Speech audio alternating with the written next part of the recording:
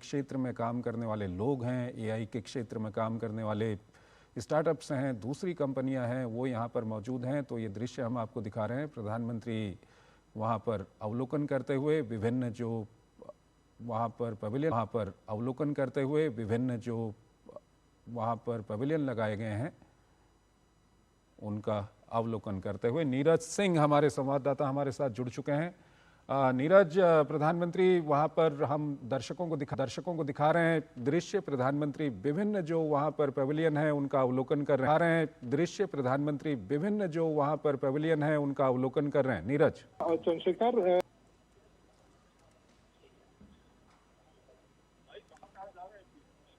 देखिए बिल्कुल मैं वही बता रहा था चंद्रशेखर कि ये सर जो स्टार्टअप है वो भारत के जो स्टार्टअप हैं खासतौर से एआई को ले, चाहे भारत का कोई सा भी क्षेत्र हो, एआई से अछूता नहीं है। और एआई हर क्षेत्र में, खासतौर से हेल्थ के क्षेत्र में देखें कि आज भी देश के अलग अलग हिस्सों में, खासतौर से दूर दराज के हिस्सों में अगर हेल्थ से रिलेटेड कोई परेशानी होती है तो होता ये था कि बड़े बड़े थे उनमें आना पड़ता था। लेकिन अगर एआई इक्विपमेंट से लैस कोई उपकरण अगर ग्रामीण इलाके में भी होगा तो वहां पता लगाया जा सकता है एक मामूली से जो मेडिकल जो स्टूडेंट है उसके माध्यम से कि कौन सी बीमारी है, और उस बीमारी के बाद उस व्यक्ति का जो इलाज है वो दूसरे या बढ़िया अस्पताल में किया जा सकता है। उसका समय भी बचेगा और इसके साथ साथ जो बीमारी है वो भी जल्दी पकड़ में आएगी। इसी के साथ आप देखें कि डिजिटल प्लेटफॉर्म पूरे भारत का इस समय बना हुआ है और डिजिटल के क्षेत्र में एक बड़ी उपलब्धि भारत ने हासिल की है।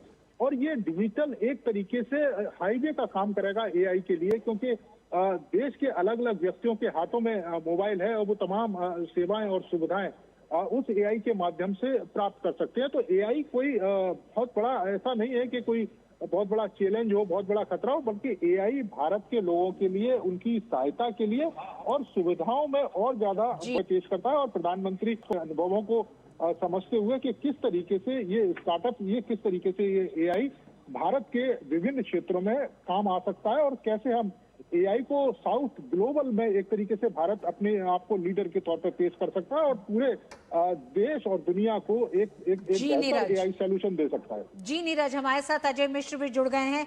अजय, प्रधानमंत्री इस समय इस एक्सपो का अवलोकन कर रहे हैं। प्रधानमंत्री सर्वम गए और सर्वम को लगातार ये मान है किस तरह से सर्वम काम करता है, किस तरह से इसने दुनिया में अपनी धाक जमाई है, जानना चाहेंगे। देखिए, अगर सर्वम की बात की जाए स्पेसिफिकली तो कंपनी पर भरोसा जताया सरकार ने और सर्वम को चुना गया बहुत ही रिग्रेस प्रोसेस के बाद में। और सर्वम ने वो करके दिखाया है जो पूरी दुनिया में अभी तक बड़ी बड़ी एआई कंपनियां नहीं कर पाई। मिसाल के तौर पर जो मल्टी लिंग्विस्टिक ट्रांसलेशन की सुविधा है और एआई इंटरप्रिटेशन की सुविधा है, ऑन द गो आपके रियल डबिंग की सुविधा है, ये सारी की सारी सुविधाएं सर्वम ने अपने बलबूते और भारतीय स्टार्टअप इकोसिस्टम के जरिए पूरी की हैं। और जिस तरह से हमने देखा कि बुलबुल के नाम से जो सर्वम ने अभी लॉन्च किया है पूरा का पूरा मल्टीलिंगुअल सिस्टम, ये पूरे भारत को एक साथ जोड़ता हुआ नजर आएगा। आप सोचिए कि पूरा का पूरा एआई मॉडल पीछे काम करता हुआ एक आपके हर उस प्रश्न का जवाब देगा एआई के माध्यम से, जो दुनिया के किसी दूसरे कोने में दूसरे चैटबॉट्स नहीं दे सकते हैं। तो अगर एफिकेसी की बात की जाए तो आपके जेमिनी, इसका ऑडियो वर्जन अलग है, इसका वीडियो वर्जन अलग है, और बुलबुल जिसको हम बात कर रहे हैं जो कि मल्टीलिंगुअल आपके जो आप सवाल करते हैं उसको स्थानीय भाषा में आपको जवाब देता है। ऐसी सुविधा दूसरे जो वेस्टर्न कंट्रीज के जो सॉल्यूशंस है हमारे पास उसमें उपलब्ध नहीं है, क्योंकि उनको भारतीय स्थानीय भाषाओं की जानकारी नहीं है। तो भारत के जो ग्रैंड चैलेंजेस हैं उनको सॉल्व करता हुआ ये सर्वम बहुत बड़ा। बिल्कुल अजय, हम लगातार देख रहे हैं प्रधानमंत्री जिन जिन स्टॉल्स पे पहुंचे हैं उसी में से भारत जन पे प्रधानमंत्री मौजूद हैं अपने इस अवलोकन के दौरान। तो जाएंगे एआई की दुनिया में एक बड़ा बदलाव लेके आ रहा है। तो सर्वम और भारत जन दोनों ने ही मिलकर के जो भारत का जो एआई अपना जो सॉवरेन मॉडल सिस्टम है जिसकी लॉन्चिंग भी की जाएगी। मुझे लगता है कि जिस दिन प्लानरी होगा उस दिन भारत की तरफ से हार्डवेयर और सॉफ्टवेयर दोनों ही तरीके के जो सॉल्यूशंस हैं वो दुनिया के सामने रखे जाएंगे। और अब तक देखा है आपने कि भारत ने हार्डवेयर में बहुत कम अपना नाम किया। सॉफ्टवेयर में हम बड़े सुपर पावर माने जाते हैं, लेकिन एआई की अगर हम बात करें तो हम शुरू से ही वो मैन्युफैक्चरिंग की बस को मिस नहीं करना चाहते और इसलिए हम डेटा सेंटर बनाने पर फोकस कर रहे हैं। डेटा सेंटर की कॉस्ट पूरी दुनिया के मुकाबले आधी है। अगर आप जीपीयूज की बात करें तो 30% 40% पूरे ग्लोबल कॉस्ट में हम बनाने के लिए रेडी हैं। और इस तरह से ग्लोबल साउथ या फिर अपने ही देश के जो ग्रैंड चैलेंजेस है, जिन ऐसे मॉडल पर भारत काम कर रहा है जो स्केलेबल हो।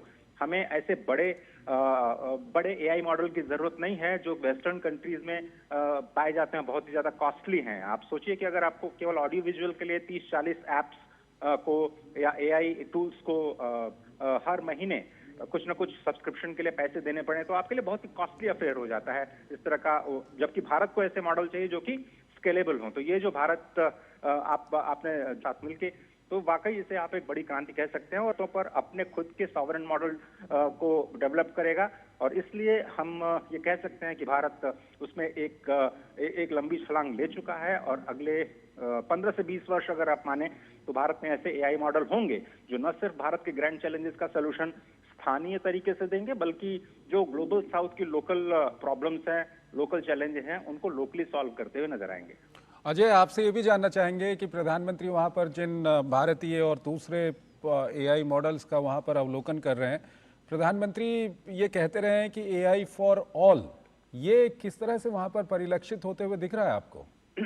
देखिए, अगर आपको याद होगा पेरिस में जो हमने को होस्ट किया था पिछली एआई समिट में, उसमें प्रधानमंत्री ने रिस्पॉन्सिबल एआई की बात की थी। उसमें प्रधानमंत्री ने एक ऐसे एआई मॉडल की बात की थी जो सभी के हित के बारे में सोचे। और यही भारत के इस पूरे इम्पैक्ट समिट का उद्देश्य भी है कि हम एक इम्पैक्ट क्रिएट करें। आपको याद होगा जब पहली बार एआई समिट आयोजित की गई लंदन में, तो उसमें कुछ चुनिंदा कंपनियों ने एक तरह से हिस्सा लिया था। बहुत ही छोटी गैदरिंग थी। सियोल में बहुत ज्यादा जो फोकस रहा था वो टेक्नोलॉजी पे था।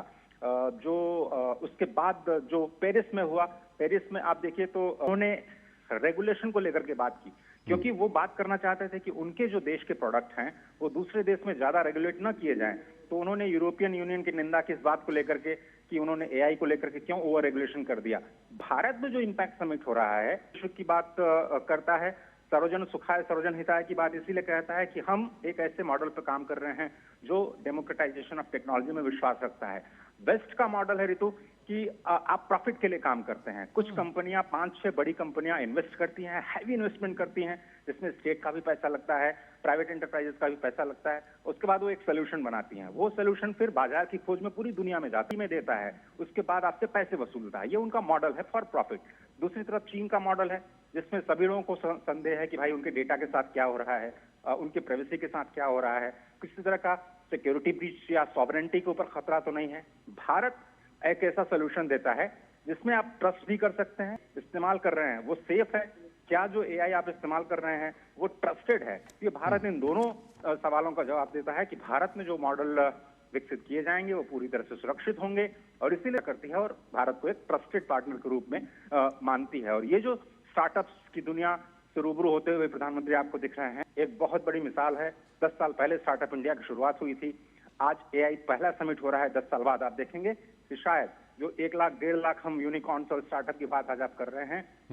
अजय, एआई सॉल्यूशंस को लेकर रिस्पॉन्सिबिलिटी, अकाउंटेबिलिटी की बात हो रही थी, लेकिन भारत में इस एआई समिट के साथ अब किस तरह से एआई सॉल्यूशंस सबको उपलब्ध हो, किसी तरह का भेदभाव ना हो, इस पे सबसे ज्यादा। ऐसे में प्रधानमंत्री जिन तमाम एआई सॉल्यूशंस का आज अवलोकन कर रहे हैं, उसमें एक एआई सॉल्यूशन है इनको कैसे माने और इसको पर इसका एक बेहतर असर देखा गया है, तो कैसे ग्रामीण इलाकों में। जी, तो जिस तरह से हमने पहले चर्चा की ऋतु जी की, ये भारत जो गवर्नेंस है, सबसे पहले एआई का इस्तेमाल गवर्नेंस में होगा। सरकार की जो सेवाएं पहुंचती हैं उसमें एआई का इस्तेमाल कैसे किया जाए। आप देखेंगे बहुत सारी योजनाएं हैं उसमें एआई का इस्तेमाल किया जाएगा। डुप्लीकेशन हटाने के लिए जो इंटेंडेड बेनिफिशियरी है उस तक पैसे पहुंचे। यहाँ तक ये भी बात हो रही है कि जो राशन की व्यवस्था है, अभी पायलट शुरू किया गया है गुजरात में कि राशन आपको सीधे न दिया जाए, एआई के जरिए आपको सिर्फ टोकन्स दिए जाएं या कुछ पैसे आपके अकाउंट में दिए जाएं और उसको बाद जाकर के आप किसी भी दुकान से कुछ भी आप खरीद सकते हैं, उचित मात्रा में आपको मिल सकते हैं। यही बात हेल्थ के क्षेत्र में, यही बात एजुकेशन के क्षेत्र में, और सबसे बड़ी बात जो फार्म सेक्टर हमारा है उसमें एआई को कैसे, क्योंकि पहले से ही पता लगा पाना, बच्चों की सेहत के बारे में, उनको कौन से न्यूट्रिशन दिए जाने चाहिए और कैसे सब, तो वो बिना इंटरनेट के जरिए भी अपने लोकल मोबाइल, छोटे से मोबाइल में वो सवाल कर सकती है माँ कि मेरे बच्चे को दस्त हुआ है तो मैं क्या कर सकती हूँ इसके लिए, डायरिया के क्या क्या सॉल्यूशंस मेरे घर में मौजूद हैं, और वो उनकी स्थानीय भाषा में ही उनको बताता है कि आपको अमुक किसी ORS पैकेट या किसी ऐसी दवाई का सेवन करना है जो आपके लिए सेफ हो। तो इस तरह के जो हेल्थ सोल्यूशन है,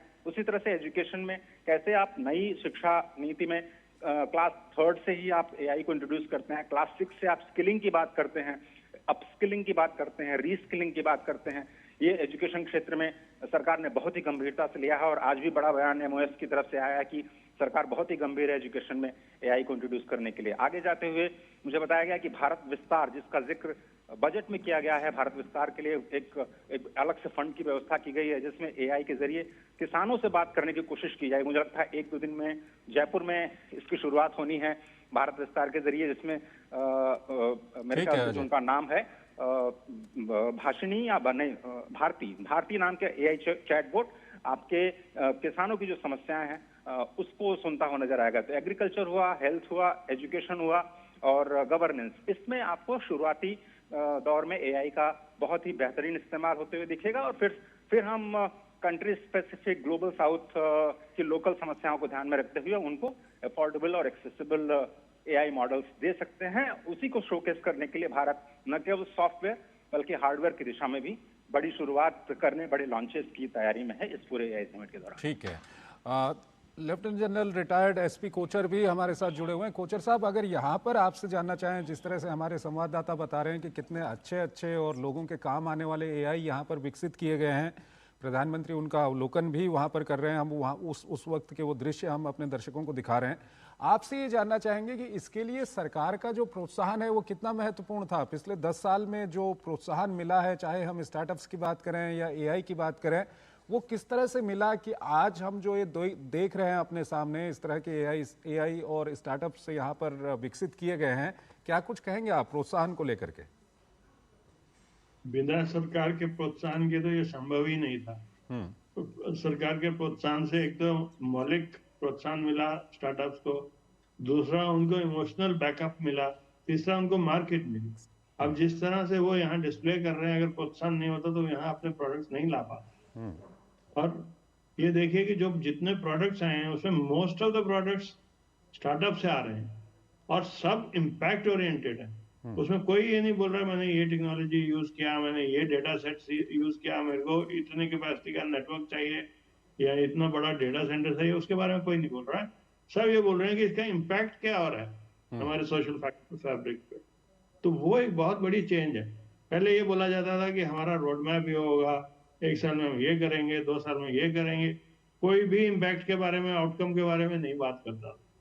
अभी उल्टा हो गया है, अभी आप इम्पैक्ट के बारे में बात कर रहे हैं और इम्पैक्ट को लेकर फिर उसके पीछे टेक्नोलॉजी क्या कर सकती है वो चीजें निकल के आ रही हैं। और ये इसमें स्टार्टअप इकोसिस्टम और MSMEs ही ज्यादा कार्य कर सकते हैं, क्योंकि फ्लेक्सिबिलिटी ऑफ माइंड जितनी उस स्फीयर में है उतनी लार्ज कंपनी में नहीं हो सकती। ये बहुत बहुत अहम चेंज हम देख रहे हैं। ठीक है।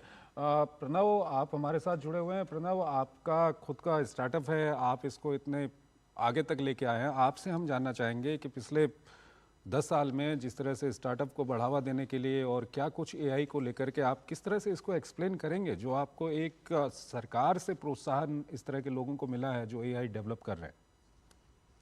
देखिए, जब से हमारा स्टार्टअप मूवमेंट चालू हुआ है 16 जनवरी 2016 से, तब से एक जो शिफ्ट आया है देश के युवा में वो ये था कि पहले उसके माँ बाप के पास अगर वो जाता था, कहता था कि मेरे को अपनी नौकरी छोड़नी है और मेरे को अपना कुछ चालू करना है, तो पहले उसे नकार दिया जाता था। उसे कहा जाता था कि आप नौकरी करो, वो ज़्यादा स्टेबल है।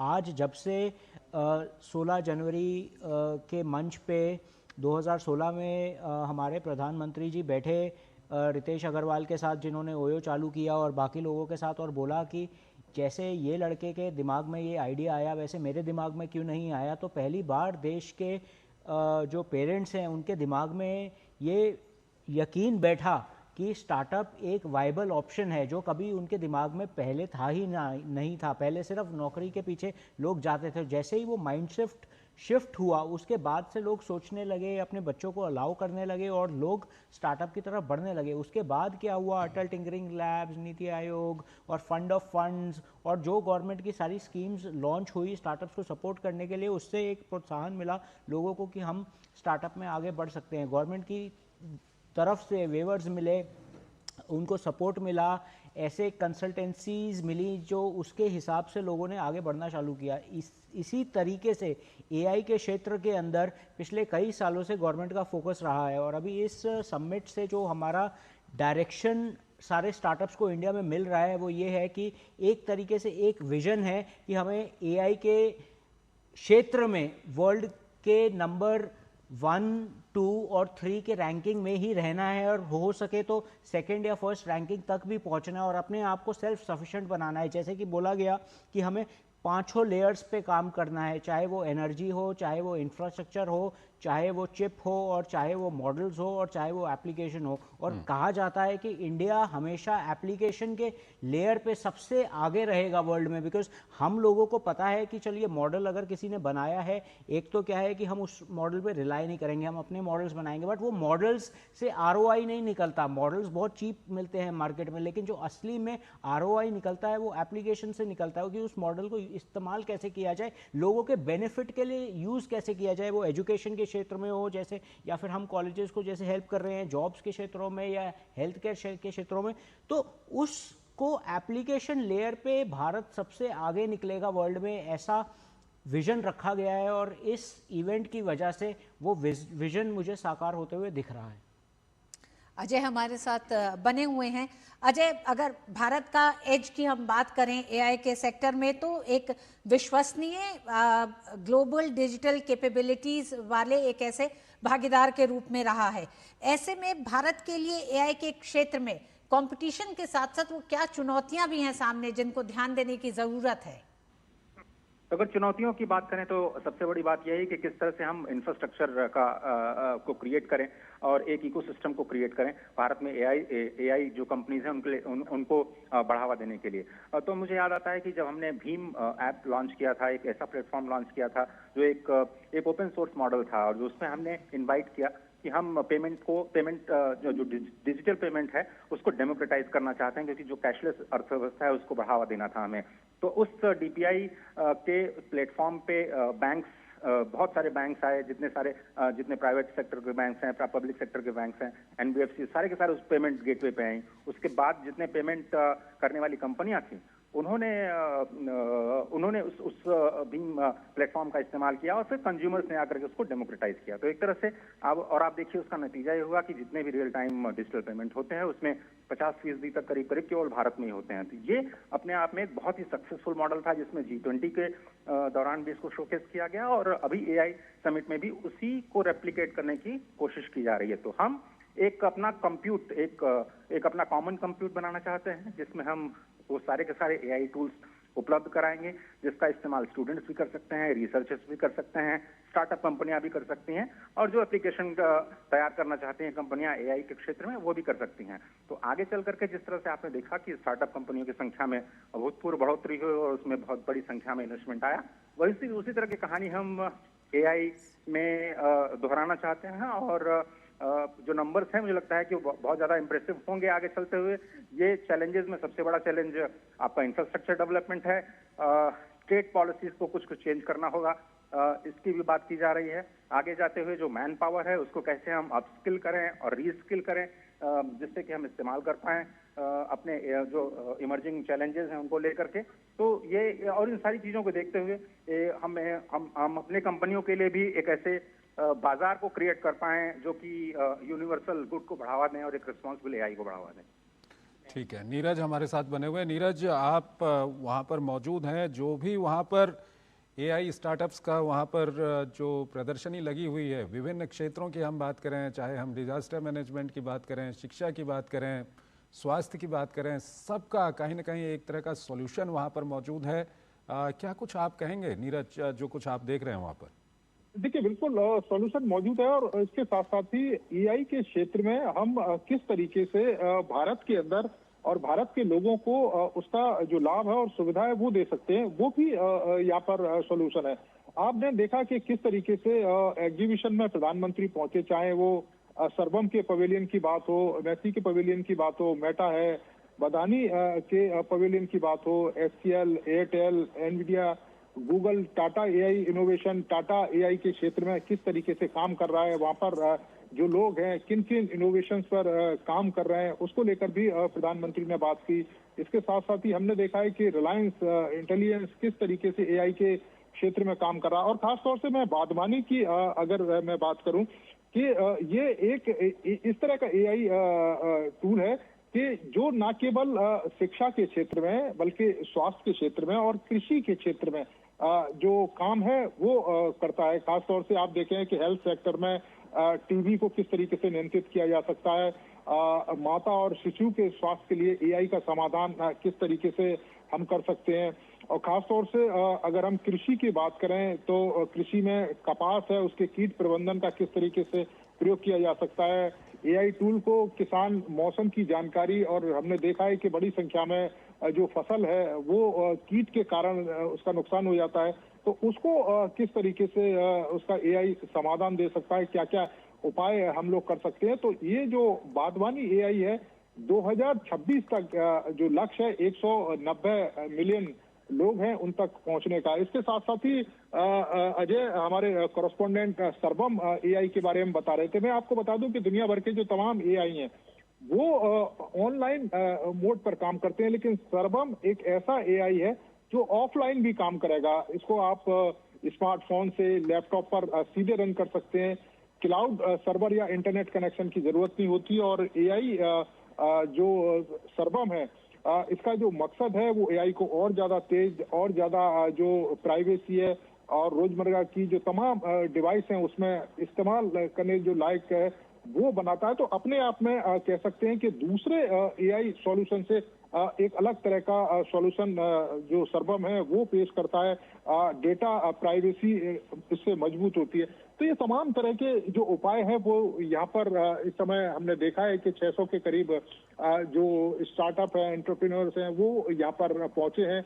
उन्होंने अपनी जो एग्जीबिशन है वो लगाई है। और भारत आप देखें कि एआई के क्षेत्र में किस तेजी के साथ काम कर रहा है। एक तरीके से हमने देखा है कि हमारे एजुकेशन सिस्टम में हमारी जो शिक्षा नीति है किस तरीके से इनमें पहल की जा रही है। और आप देखें कि एआई के क्षेत्र में आप भारत के दूरस्थ इलाकों में, चाहे हम नॉर्थ ईस्ट की बात करें, आप जैसलमेर और मध्य प्रदेश के उन ग्रामीण इलाकों, छत्तीसगढ़ में उन ग्रामीण आदिवासी इलाकों तक आप चले जाइए जहां पर अभी भी आप देखें कि एआई का उतना ज्यादा जो प्रयोग है वो नहीं हुआ है। तो अब हम स्थानीय भाषा में, क्योंकि एक बड़ी समस्या ये आती थी कि जो विदेशों से हमारे पास जब टेक्नोलॉजी आती थी उसमें हमारी भारतीय भाषाओं की एक समस्या थी, या तो इंग्लिश में वो समाधान पेश करते थे या बहुत सारे हिंदी में करते थे।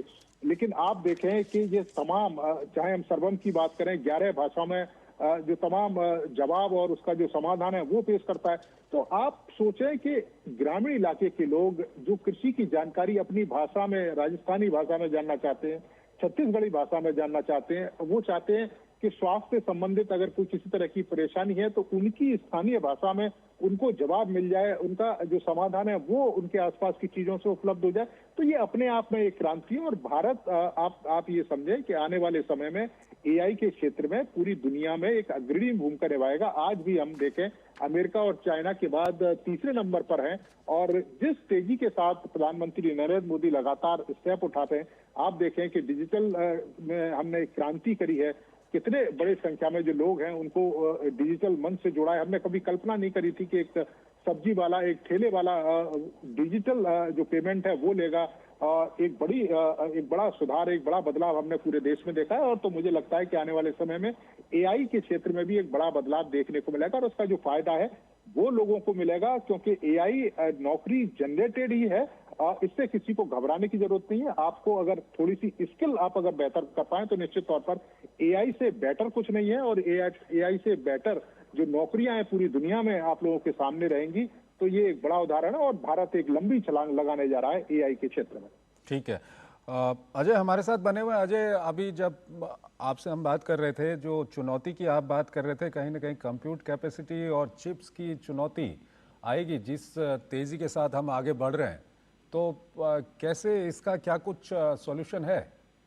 नहीं, इसको लेकर के बहुत सारे जो सवाल किए गए हैं पहले भी, और अश्विनी वैष्णव साहब ने इसका जवाब बहुत ही सरल तरीके से दिया कि भारत जिस मॉडल पे काम कर रहा है उसमें इतनी जरूरत होगी नहीं, चिप्स की जरूरत नहीं होगी, और हम जो मॉडल तैयार कर रहे हैं वो बहुत ही एक्सेसिबल है, बहुत ही अफोर्डेबल है, और जहां तक चिप प्रोडक्शन की बात है तो इंडिया सेमीकॉन मिशन के जरिए उस पर भी हम लगातार काम कर रहे हैं। तो हम केवल सॉफ्टवेयर नहीं बल्कि हम हार्डवेयर के साथ साथ इस पूरे जर्नी को आगे लेकर के जाना चाहते हैं, और यही वजह है कि जो एआई समिट है इसमें आपको केवल सॉफ्टवेयर नहीं बल्कि हार्डवेयर के मोर्चे पर कई सारे नए सॉल्यूशंस भी आते हुए दिखाई देंगे। ठीक है अजय, प्रणव हमारे साथ जुड़े हुए हैं, यहाँ पर खुद उनका स्टार्टअप है। अर्जुन राव भी हमारे साथ जुड़े हुए हैं। अर्जुन राव, अगर आपसे जानना चाहेंगे, ये जो अजय से हमारी बात हो रही थी अभी, कंप्यूट कैपेसिटी और चिप्स की कोई चुनौती आएगी आने वाले समय में? आएगी तो कैसे इसका सॉल्यूशन निकलेगा, और जो हार्डवेयर पे अगर हम डिपेंड रहेंगे तो क्या कुछ फायदा होगा? जी, जैसे अजय जी ने कहा, एक चीज हमें ध्यान रखनी है कि जिस तरीके से हम इनोवेशन कर रहे हैं हमारे देश में अलग अलग एआई के क्षेत्रों में, तो लार्ज लैंग्वेज मॉडल्स एक ही सेक्टर है जहां पे कंप्यूट की जरूरत बहुत अधिक है।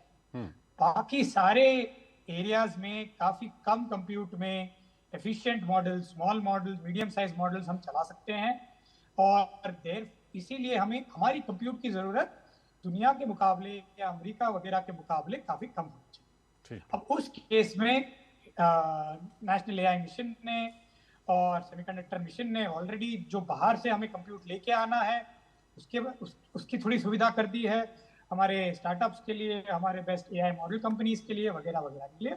और दूसरा, सेमीकंडक्टर मिशन के तहत हम नए स्टार्टअप कंपनियां बन रही हैं जो अपनी खुद की इंडियन चिप्स बना रही हैं, ताकि आगे जाके हमें बाहर के चिप्स पे इतना डिपेंडेंस ना जरूरत पड़े।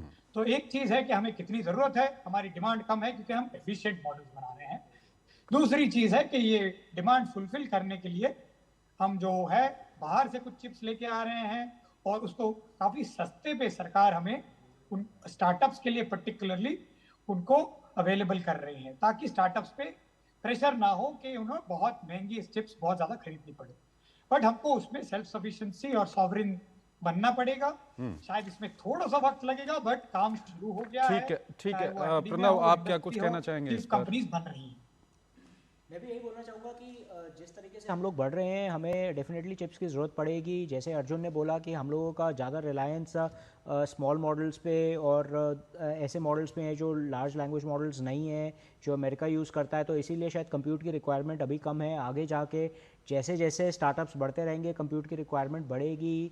अच्छी बात यह है कि ऑलरेडी ये इनिशिएटिव चालू हो गया है, देश में एक मैसेज जा चुका है, स्टार्टअप्स को सपोर्ट किया जा रहा है कि आप चिप्स के क्षेत्र में काम कीजिए, और उसमें गवर्नमेंट ने पूरा अपना सपोर्ट पीछे से दिया है। तो जैसे जैसे हम आगे बढ़ रहे हैं ये कंप्यूट का रिक्वायरमेंट बढ़ता रहेगा, और साथ ही साथ हमारा सेल्फ रिलायंस भी बढ़ेगा, एंड हम लोग इसके अंदर प्रोड्यूस करेंगे ताकि बाहर से हम पिछले 2 दशकों में हिस्ट्री रही है कि जीसीसीज की सेटअप और ग्रोथ काफी तेजी से हुई है।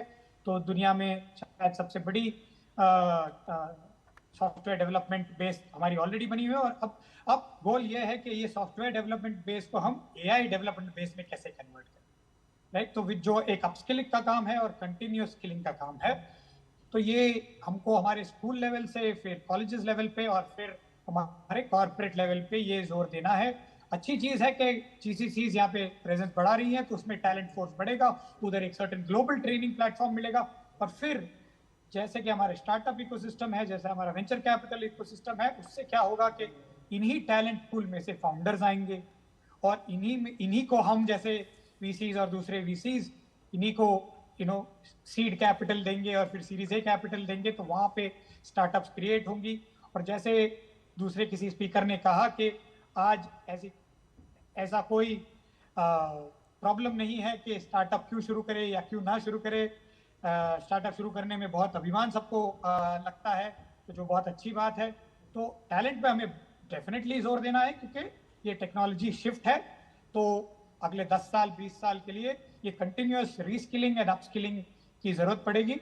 बट जीसीसीज का base is is a very big advantage already, और इस एडवांटेज का हमें और फायदा उठाना चाहिए। जी अर्जुन, आपसे ये भी टेक्नोलॉजी पे काम करे। जी अर्जुन, आपसे ये भी जानना चाहेंगे, आज भारत जिस समिट का एक तरह से मेजबानी कर रहा है और प्रधानमंत्री नरेंद्र मोदी इस समय तमाम स्वदेशी एआई मॉडल्स को अब उसका अवलोकन कर रहे हैं, ऐसे में 20 साल पहले जब आपने अपने इस करियर की शुरुआत की थी और इसमें कई ऐसे पड़ाव आए, आप किस तरह से देखते हैं युवा स्टार्टअप्स के लिए और तमाम उन युवाओं के लिए जो आने वाले समय में एआई में अपने भविष्य को देख रहे हैं? इस तरह का एक बड़ा आयोजन भारत में हो रहा है जहां दुनिया भर के स्टार्टअप्स, इन्वेस्टर्स, इनोवेटर्स सब मौजूद हैं। इस मौके को कैसे देखते हैं आप? जी, इस मौके को तो हम इसी तरीके से देखते हैं कि हमें कभी 20 साल पहले हमने कभी सोचा नहीं था कि ऐसे बड़े प्लेटफॉर्म और ऐसे बड़े मौके हमारे देश में होंगे। हमें हमेशा लगता था कि ये कहीं बाहर होंगे, ऐसा कुछ एक्सपीरियंस करने के लिए और सीखने के लिए और देखने के लिए बाहर जाना पड़ेगा। ये आज हमारे देश में है, हमारे राजधानी में है, तो ये हमारे यंगस्टर्स के लिए और नेक्स्ट जनरेशन के लिए ये मोटिवेशन इससे ज़्यादा क्या हो सकता है, राइट। दूसरी चीज़ है कि ये सारी चीज़ें देख के, सर्वम देख के, भारत जेम देख के और ये सारे प्लेटफॉर्म्स और ये सारी टेक्नोलॉजीज देख के इमेजिन कीजिए कोई कॉलेज में हो या जस्ट अभी कॉलेज से निकले हो, वो सोचे कि ये हम भी कर सकते हैं, क्योंकि ये जब दिखता है उससे मोटिवेशन बढ़ती है और उससे इंस्पिरेशन आती है कि ये हमारे जैसे ही हैं, ये हमारे सीनियर हैं, इन्होंने बनाया है तो हम भी बनाएंगे, तो मोटिवेशन बढ़ती है। और आज के प्लेटफॉर्म में जैसे हम सोचे कि 15-20 साल पहले जब मैंने स्टार्टअप शुरू किया था, शायद देश में 10 वीसी हुआ करते थे या 15 वीसी हुआ करते थे, शायद ये नंबर आज 150, 500, 1000 हो चुके हैं। तो ये सारे इंग्रेडिएंट्स एक साथ आ रहे हैं, तो ये सबका मनोबल बढ़ा रहे हैं, सबको मोटिवेशन दे रहे हैं। तो हम देखते आ रहे हैं कि इवन हमारी फंड में और हमारी कंपनी में जो 25 साल के जो हमारे जूनियर्स हैं जो टीम में है, वो एआई का इस्तेमाल इतनी तेजी से कर रहे हैं जो हम शायद नहीं कर रहे हैं, राइट। तो ये सारे इंग्रेडिएंट्स है, it is only a positive sign अगले दशक के लिए और आगे जाने के लिए। तो we will see more innovation, ज्यादा स्टार्टअप, ज्यादा ideas at all levels of the stack, और ये सारे प्लेटफॉर्म्स के बदौलत ही हो रही है। जी हाँ, बिल्कुल अर्जुन, जिन बातों को आप कह रहे हैं उसमें जब आपने बात की स्कूल के स्टूडेंट्स और कॉलेज स्टूडेंट्स की, तो इंडिया एआई इम्पैक्ट एक्सपो में भी तमाम वो स्कूल के छात्र भी मौजूद हैं चंद्रशेखर, जो अपने इनोवेशंस दिखा रहे हैं, अपने स्टार्टअप्स, अपने इनोवेशंस। जिस तरह से हमने देखा 9th क्लास की छात्रा ने भी दिखाया कि कैसे ट्रैफिक को नियंत्रित करने के लिए उसने एक स्टार्टअप सोल्यूशन दिया है, एआई सोल्यूशन दिया है। बिल्कुल, कहीं ना कहीं जो अटल टिंकरिंग लैब हैं और इस तरह का जो एक प्रोत्साहन दिया जा रहा है स्कूलों में, उसका ही ये फ़ायदा देखने को मिल रहा है। कोचर साहब हमारे साथ जुड़े हुए हैं। कोचर साहब, आपसे हम जानना चाहेंगे कि जब हम एआई की बात करते हैं तो अभी जिस तरह से digital personal data protection act है, अब एआई आगे की ओर बढ़ेगा तो क्या हमें कुछ नए कानून बनाने की ज़रूरत पड़ेगी प्राइवेसी को देखते हुए? देखिए, जब भी कोई टेक्नोलॉजी आती है तो उसके साथ पॉलिसी और रेगुलेशन अहम होती है। ये तीनों पिलर जो है, ये सब इकट्ठे चलने पड़ते हैं और इसका मकसद यही होता है कि देश के जो कानून हैं, जो संभावनाएं हैं, उन सबको मद्देनजर रखो। अगर हम सिर्फ एक चीज को देखें तो हमारा प्रोग्रेस उतना नहीं हो सकता।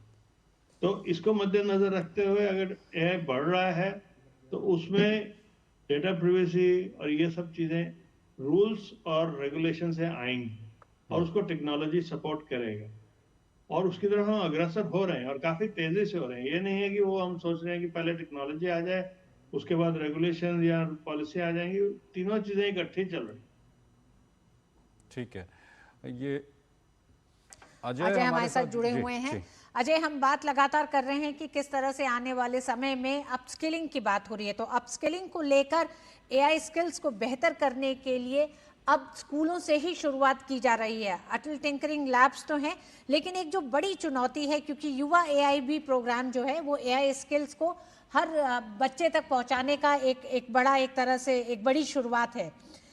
कैसे आप देखते हैं नई शिक्षा नीति में इस पे ध्यान दिया गया है, और आने वाले समय में जब एआई टैलेंट हब भारत बनने की उम्मीद करता है तो उसमें ये कितना जरूरी हो जाता है?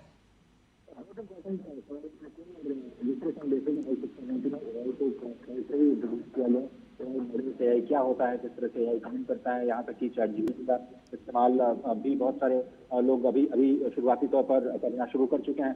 बहुत ही जरूरी समझा गया इस पूरे एआई को अपने कार्यक्रम में सम्मिलित करना और रीस्किलिंग अपस्किलिंग की जा रही है।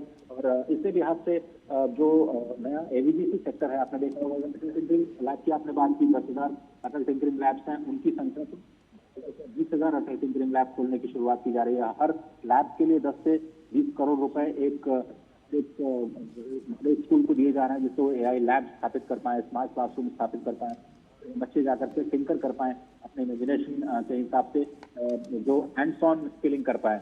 बिल्कुल अजय, अभी हम आपसे बात करेंगे। हमारे साथ प्रणव भाटिया हमारे साथ जुड़े हुए हैं। प्रणव, अगर हम आपसे जानना चाहें, सर्वजन हिताय जो हमने एक थीम रखी है एआई को लेकर के, इसको हम किस तरह से आने वाले समय में जितने भी हमारे स्टार्टअप्स हैं और जो एआई को डेवलप कर रहे हैं, उसको किस तरह से हम उनके कोर में हम इसका उपयोग कर सकते हैं, जो हम सर्वजन हिताय की बात करते हैं? देखिए क्या है कि अभी हम लोग जो पूरे इंडिया में स्टार्टअप्स डेवलप हो रहे हैं एआई के क्षेत्र में, उन सब के साथ मिलके हमें एक ऐसा एक मॉडल क्रिएट करना है जिसके अंदर हम देखें कि ये जो मैक्सिमम इम्पैक्ट पड़ रहा है देश के स्टार्टअप्स के थ्रू लोअर लेवल पे, हर एक टीयर पे, वो सारा इंक्लूसिव रहे और एक ऐसा हम लोगों का मूवमेंट बने जिसमें एकदम डीप लेवल तक उसका इम्पैक्ट पहुंचे, चाहे देश के वो किसानों तक है, चाहे वो देश के दूसरे हेल्थ केयर के वर्कर्स तक है, और वो सिर्फ एक ऐसा ना हो जाए कि टीयर 1 लोगों तक सीमित रहे, बल्कि हर एक क्षेत्र के अंदर उसका जो पेनिट्रेशन है वो फैले। और उसके अंदर हम लोगों ने जो पहली जो सबसे अच्छी चीज़ की है वो जैसे सर्वम की बात हुई, उसमें क्या है कि जैसे ही हम सारा मल्टीलिंगुअल एआई को कन्वर्ट करते हैं तो हम इंश्योर करते हैं कि वो सिर्फ AI elite English speaking crowd के लिए नहीं रह जाए, बल्कि देश के हर एक गांव तक, चाहे वो एक ट्राइबल एरिया हो जिसमें चाहे एक छोटी भाषा का इस्तेमाल किया जा रहा हो, वहाँ तक वो एआई पहुँचे, उसका एप्लीकेशन पहुँचे। उस तरीके से हम लोगों का ये जो सारा सेटअप किया गया है to work on all the 5 layers of AI, वो इंश्योर करेगा विद मल्टीलिंगुअल मॉडल्स की जो एआई का एप्लीकेशन है एज वेल एज उसका यूज़ केस है, उससे फ़ायदा हर एक टीयर में पहुँचे इंडिया के डेवलपमेंट के लिए। ठीक है, हमारे साथ अर्जुन राव जुड़े हुए हैं। अर्जुन, एक और महत्वपूर्ण यहाँ पर सवाल है, क्या किसी तरह का कोई कॉरपोरेट कंट्रोल तो नहीं हो जाएगा आने वाले समय में? अर्जुन, मेरी जी आवाज? वैसे जी हाँ, नहीं ये जरूरी सवाल है उठाना और ध्यान रखना पॉलिसी लेवल पे और कलेक्टिवली इंडस्ट्री लेवल पे भी देखना कि सारा एआई का कैपेबिलिटी हो, स्किल हो, डेटा हो, कंप्यूट हो, ये कहीं भी कुछ गिने चुने कंपनियों में कॉन्सेंट्रेट ना हो जाए, ताकि इनोवेशन बढ़ता रहे, अलग अलग कॉर्नर से आते रहे, अलग अलग कंपनियों से आते रहे और कंपटीशन लगा रहे, क्योंकि कंपटीशन से ही इनोवेशन और तेजी से बढ़ता है। ये हमें हमेशा समझने की और याद रखने की जरूरत है। कोई भी किसी भी क्षेत्र में मोनोपोलाइज करने की जरूरत सिचुएशन ना आ जाए, उसके लिए कोर इंग्रेडिएंट जो है, जो कंपोनेंट्स हैं, जो हम कब से बात कर रहे हैं, जो डेटा है, जो कंप्यूट है, जो टैलेंट है, इसको स्प्रेड करने की काफी जरूरत है।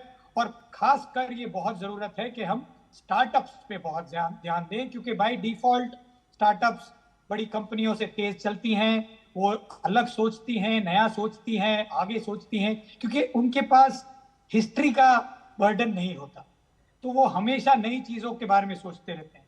तो ये बैलेंस एज एन इकोसिस्टम हम सब पे ये रिस्पॉन्सिबिलिटी है और जोर है कि हम ये बनाए रखें कि छोटी कंपनियां बनती रहें और छोटी कंपनियां बड़ी भी होती रहें, और फिर नई छोटी कंपनियां भी आती रहे, राइट। कुछ बड़ी कंपनियां ऑफ कोर्स होंगी जो अपने स्केल के तहत और अपने नो हाउ के तहत कुछ नई चीजें करेंगी, बट हर साइज की कंपनियां होनी चाहिए, हर डोमेन में अलग अलग कंपनियां होनी चाहिए जिनकी स्ट्रेंथ्स हो और जिनकी कैपेबिलिटीज हो, ताकि जो दूसरे भी कह चुके हैं डेमोक्रेटाइज्ड रहे इन द इंडस्ट्री एआई का डेवलपमेंट और एआई का ग्रोथ। तो ये सब पे निर्भर है कि हम ये इसको कैसे ध्यान पे रखते हैं, ना कि ये 3-4 कंपनियों के हाथ में रह जाए। जी अजय हमारे साथ जुड़े हुए हैं। अजय, अर्जुन जी ने जिस बात को कहा, हालांकि चंद्रशेखर ने इस सवाल को रखा कि किसी कॉरपोरेट जगत का कोई एकाधिकार ना हो, ऐसे में भारत जैसे देश में जहां आबादी इतनी है और साथ ही साथ अगर हम कृषि क्षेत्र, शिक्षा का क्षेत्र, स्वास्थ्य के क्षेत्र की बात करें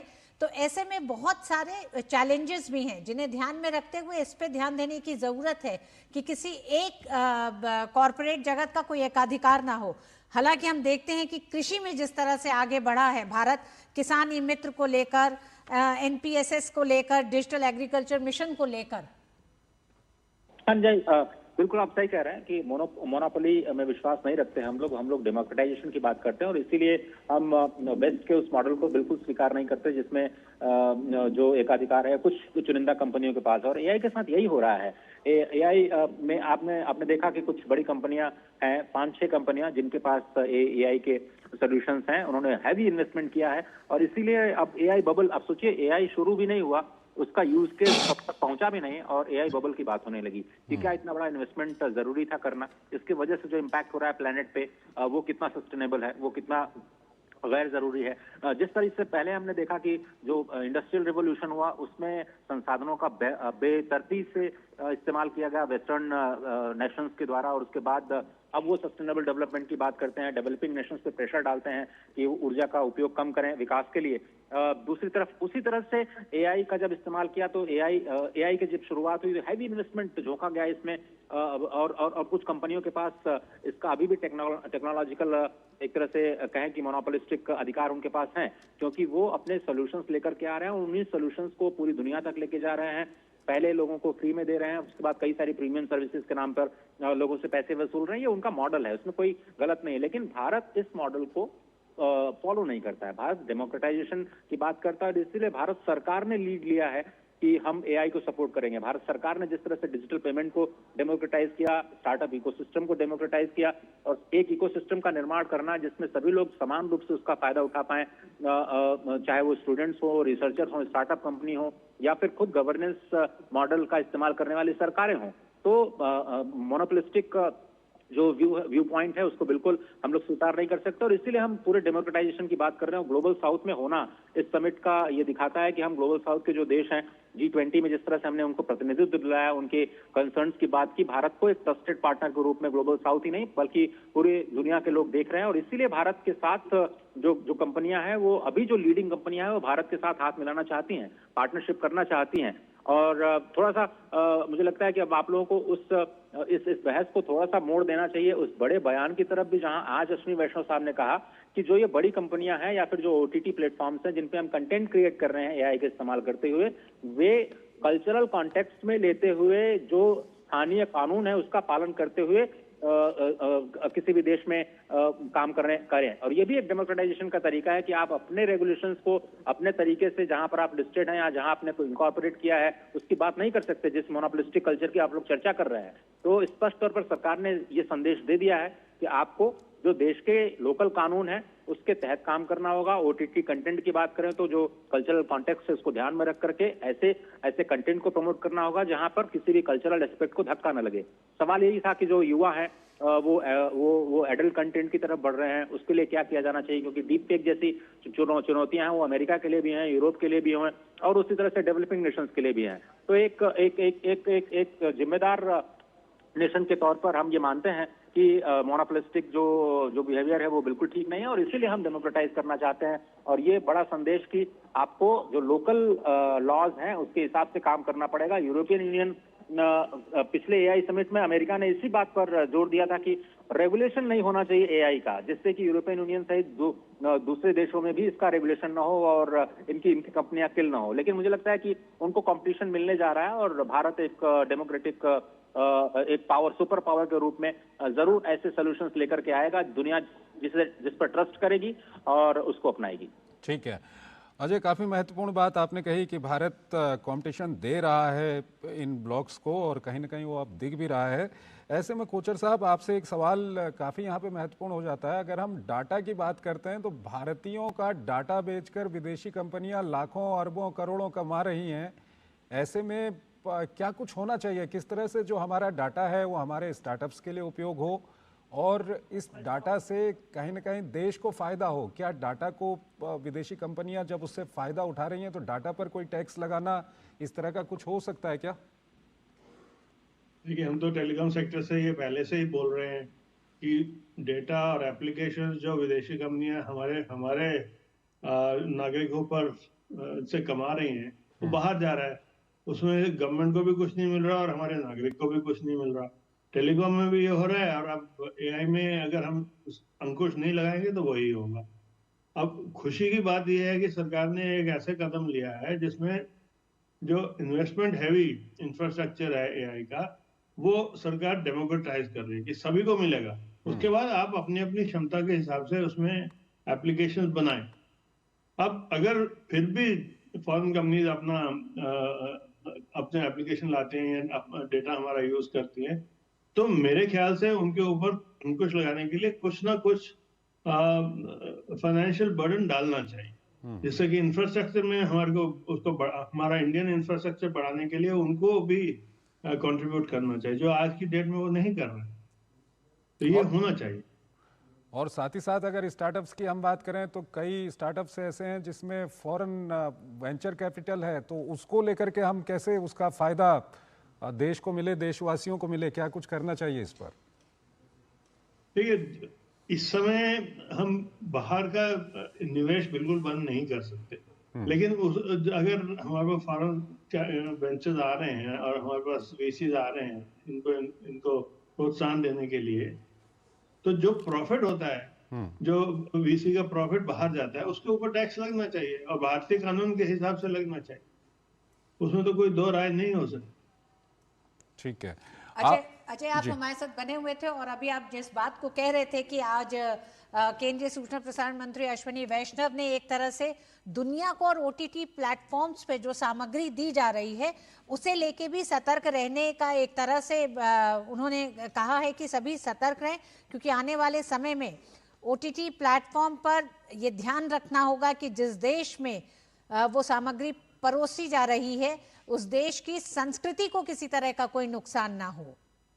हाँ जी, बिल्कुल। और बहुत स्पष्ट तरीके से उनसे सवाल किया गया और वो जो सज्जन उनका इंटरव्यू कर रहे थे, उनके साथ चैट कर रहे थे, वो अमेरिका के ही थे। उन्होंने कहा कि डीप फेक को लेकर के हम लोग बहुत ज्यादा चिंतित हैं। तो आपको क्या लगता है कि जो हमारे बच्चे हैं, जो बड़े हो रहे हैं, एडोलेसेंस एज में जा रहे हैं, वो एडल्ट कंटेंट तक उनकी पहुंच ना हो पाए, उसके लिए कोई लॉ बनाने की जरूरत है क्या? स्पष्ट तौर पर उन्होंने सवाल किया था, मुझे अच्छे से याद है। उसके जवाब में उन्होंने कहा कि देखिए, इसमें कोई दो राय है ही नहीं है कि ऐसी चीजें जो कि किसी भी कल्चर को प्रभावित करती हैं नेगेटिवली, उसको तो प्रमोट किया ही नहीं जा सकता। स्पष्ट तौर पर उन्होंने ये नहीं कहा कि हम लॉज को बदलेंगे या कोई नया कानून लेकर के आएंगे या कानूनों में बदलाव करेंगे, पर आईटी लॉज हमारे हैं। जिस तरह से ऑब्ससीन कंटेंट को हम लोगों ने बैन किया और उन्हीं लॉज के तहत हमने बहुत सारे ओटीटी प्लेटफॉर्म निकाल से 30 या 32 प्लेटफॉर्म्स को हमने पिछले दिनों में बैन भी किया है, पूरी तरह से उन पर एक्सेस को बैन ही लगा दिया है। तो और उन्होंने स्पष्ट तौर पर कहा कि जो ओटीटी कंपनी नाम लिया उन्होंने, नेटफ्लिक्स जैसे प्लेटफॉर्म्स का नाम लेते हुए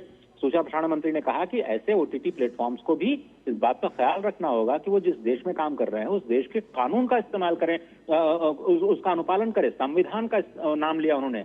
इस संविधान को ध्यान में रखते हुए, कॉन्स्टिट्यूशन को ध्यान में रखते हुए, जो लोकल लीगल पैरामीटर्स हैं उनके आधार पर आपको कंटेंट को प्रसारित करना होगा और अपने कंटेंट को रेगुलेट करना होगा, न कि वहां पर जहां पर आप इनकॉर्पोरेटेड हैं। यानी अगर आप नेटफ्लिक्स अमेरिका से चलाते हैं तो अमेरिका के कानून आप पे लागू नहीं होंगे। आप जिस देश में कंटेंट परोस रहे हैं वहां के लोकल कल्चरल कॉन्टेक्स्ट को ध्यान में रख करके आपको इसका इस्तेमाल करना पड़ेगा, अपने कंटेंट को परोसना होगा। बहुत ही स्पष्ट संदेश था और मुझे लगता है कि उसके बाद और दो टूक जिसको कहा जाए शब्दों में उन्होंने कहा कि इसमें तो कोई दो राय है ही नहीं। मतलब आपका सवाल तो बिल्कुल बेमानी है, ये तो बिल्कुल समझी हुई बात है कि आपको लोकल लॉज का सम्मान करना पड़ेगा और आपको जो कल्चरल कॉन्टेक्स्ट है उसको ध्यान में भी रखना होगा। जी, केंद्रीय इलेक्ट्रॉनिक्स और सूचना प्रौद्योगिकी मंत्री अश्विनी वैष्णव ने डीप फेक और एआई के दुरुपयोग से निपटने के लिए तकनीकी और कानूनी समाधानों पर भी जोर दिया और 30 देशों से ज्यादा अधिक देशों के साथ इस समय चर्चा इसको लेकर चल रही है ताकि वैश्विक स्तर पर इसके समाधान निकाले जा सके। मेजर जनरल कोचर हमारे साथ बने हुए हैं। इसको आप कितनी बड़ी चुनौती भी और एक समस्या के तौर पर भी देखते हैं, खासकर उन तमाम विकासशील देशों के लिए जो अपनी संस्कृतियों को लेकर बात संवेदनशीलता की नहीं है, लेकिन वो एक ऐसा क्षेत्र है जहां से तमाम उन देशों की मंशाएं पूरी हो सकती हैं अगर इसके जरिए वो अगर देश में किसी भी तरह की, एक तरह से कह सकते हैं कि घुसपैठ की कोई कोशिश की जाए तो। देखिए,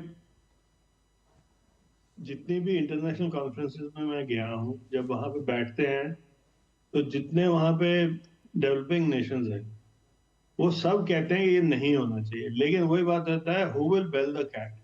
तो भारत की तरफ देखते हैं कि अगर आप लीडरशिप रोल लेंगे तो हम आपका साथ देंगे।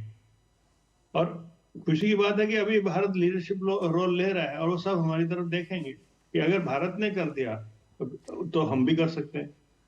और ये बहुत खुशी की बात है कि गवर्नमेंट ने एक बहुत बड़ा स्ट्रांग स्टेप लिया है जो आज तक नहीं, इसी गवर्नमेंट ने पहले भी 1-2 स्टेप्स लिए हैं, लेकिन अमूमन पूरे विश्व में जो छोटी कंट्रीज है वो डरती है कि अगर हम बहुत स्ट्रिक्ट एक्शन लेंगे तो हमारा ही नुकसान।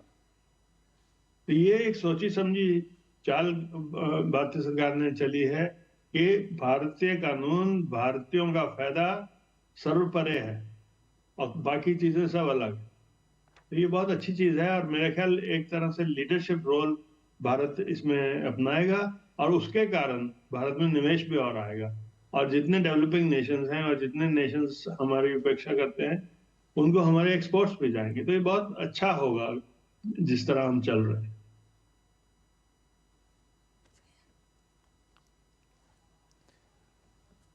बिल्कुल, 3 खास मेहमान हमारे साथ अभी बने हुए हैं।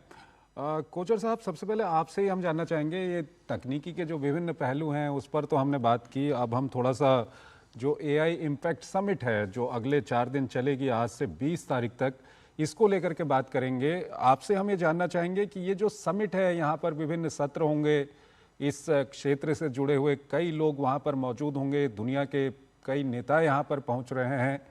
क्या कुछ भारत से एक संदेश, एक मैसेज जा सकता है 20 तारीख को पूरी दुनिया के लिए, क्योंकि AI पर ही पूरी दुनिया कहीं ना कहीं केंद्रित होती जा रही है? देखिए, इसका जो संदेश जाएगा वो सिर्फ AI का ही नहीं जाएगा, वो और क्षेत्रों का भी जाएगा कि भारत हैज रीच्ड। अभी आप भारत को इग्नोर नहीं कर सकते और जिस स्पीड से भारत बढ़ रहा है पिछले 5 सालों में आप देखिए, चाहे वो टेलीकॉम हो, चाहे IT हो, अभी AI है, जिस स्पीड से भारत बढ़ रहा है उसको आप इग्नोर नहीं कर सकते। आप उस पर भले ही कई अंकुश लगा लो, कई तरह के अंकुश लगा लो, लेकिन उसकी इकोनॉमी को आप ढीला नहीं कर सकते। और इसलिए भारत एक लीडर की तरह उभर के आया है जो कि प्रेशर को विथस्टैंड कर सकता है और प्रेशर को विथस्टैंड करने के साथ काबिलियत भी है और ये काबिलियत आज के AI समिट में दिखाई जा रही है। 100 देशों से लोग आए हैं और इतने स्टॉल लगे हैं और इतनी अटेंडेंस हो रही है। आप देखिए, सुबह अगर आप जाते तो 1.5 2 घंटे की लाइन थी अंदर जाने के लिए, फिर भी लोग खड़े थे लाइन में क्योंकि वो देखना चाहते थे अंदर हो क्या। तो ये बहुत अच्छा संदेश भेजेंगे जिससे कि भारत की छवि बढ़ेगी और भारत की क्षमता बढ़ेगी। तो मेरा ख्याल भारत AI समिट ने एक लीप फ्रॉग किया है भारत को और ये कंटिन्यू